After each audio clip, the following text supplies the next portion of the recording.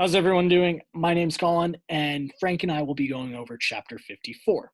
So, the chapter is about can data win a presidential election? Extremely relevant because we are experiencing an election right now.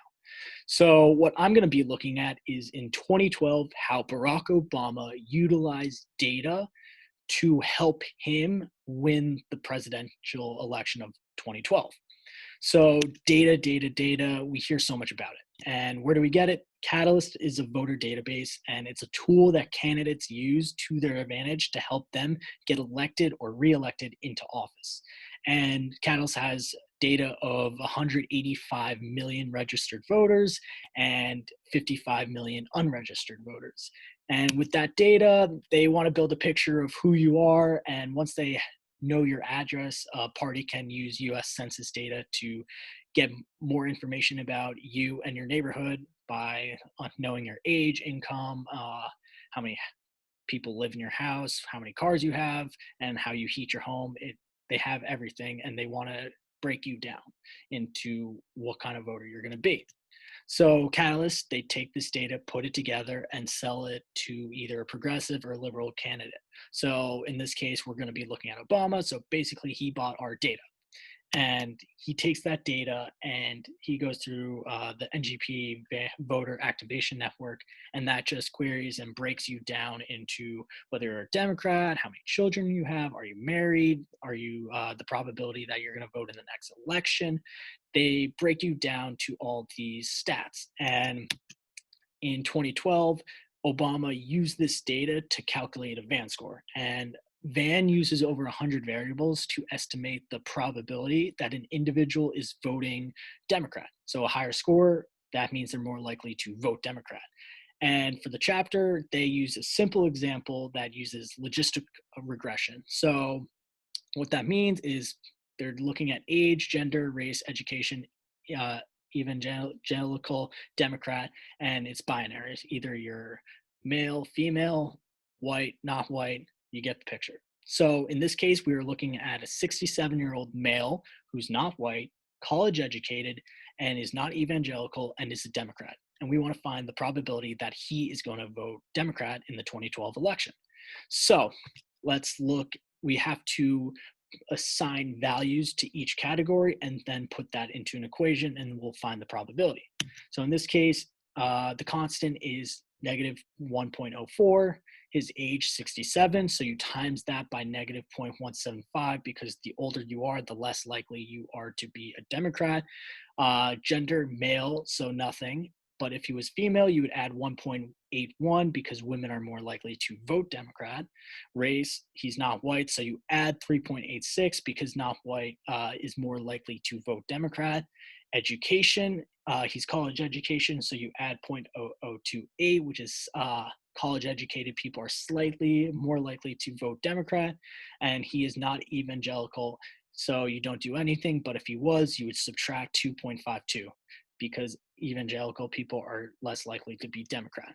So plug that into the equation, and you can see that he's 94% likely to vote Democrat in the upcoming election. So these are important numbers because every vote counts. And Obama utilized this in 2012 by updating these scores daily that would estimate the chance a voter would vote for him over Romney.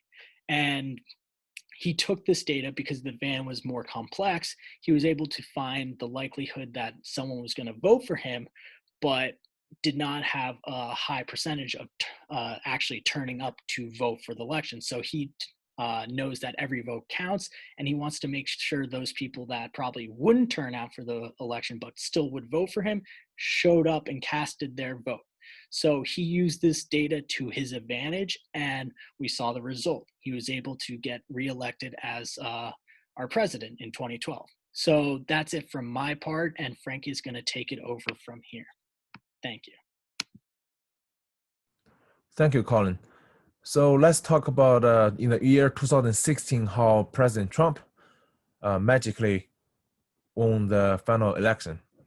We have to talk about the guy whose name is Brad Purcell. So Purcell, he designed a project called Project Outer Moon, and Trump paid $94 million to this project. of course, most of this money was used to buy millions of Facebook ads. This project is a data-driven content production by using micro-targeting to design ads that would be most likely to convince the voter to vote for Trump. And this picture on the right, I did a screenshot. This is from Purcell's YouTube PowerPoint. I took his picture. So this is just like how we learned. They do the polling first, you can see, and then they do the micro targeting by using a lot of data. And they have all those data results, and they combine all those, and then they made a calendar, and then they produce a lot of contents, and then delivery by using social media to all those potential voters.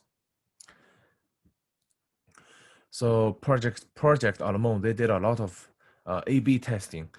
So one of the example was, so let's say they deliver you a message, and then they ask you which option you want to go for. So one option they use red button, one option they use green button, and then they click the result, the data, how many people prefer to click the green and how many people prefer to click the red, and then they use this result for the next process. So they're gonna, let's say if people prefer to click the green button, maybe because green means the stock price raising, so and then they're going to use the green color to lead people to click the next process, so on, like that, like those. So here's a crazy number. Trump, they did a 5.9 million Facebook ads. Compared with Clinton, they only did 66,000 Facebook ads.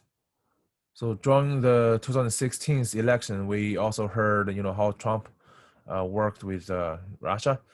So Russia, they sent out a lot of ads to US. More than 11 million Americans were exposed to those ads.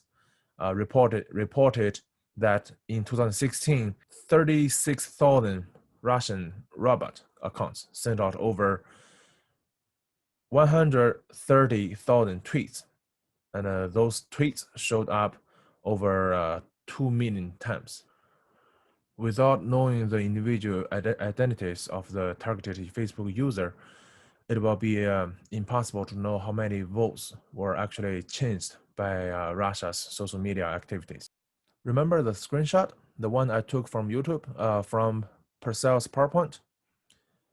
So where all the data come from? So this company is called Cambridge Analytica.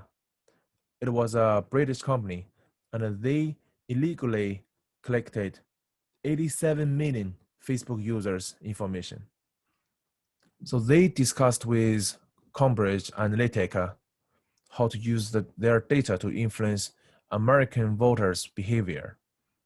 Eventually, Trump paid $5 million to them. Until now, nobody associated with Cambridge Analytica has been convicted of any crimes. Not a happy ending. What do we learn from this chapter? First, of course, data is money.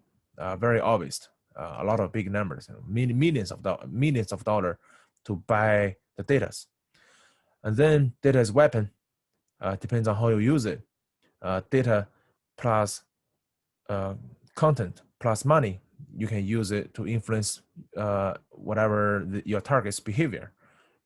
Back to this topic, this chapter's topic. Can data win a presidential election? Yes, it's a very strong yes. And this is my Instagram. It's just another case. I just want to show you guys. Since I took this program, so this is what my Instagram looks like. Python, data science. How to become a data science. Those are just everywhere. This is just, you can see the time. It's all 9:03, 9:04, 9:04. Same day, same time. I didn't post anything on Instagram though. So I didn't post anything related to Python, anything related to data science on my Instagram. I just did some searching on Google. I watched some YouTube, and then somehow they collect my data. Thank you for listening.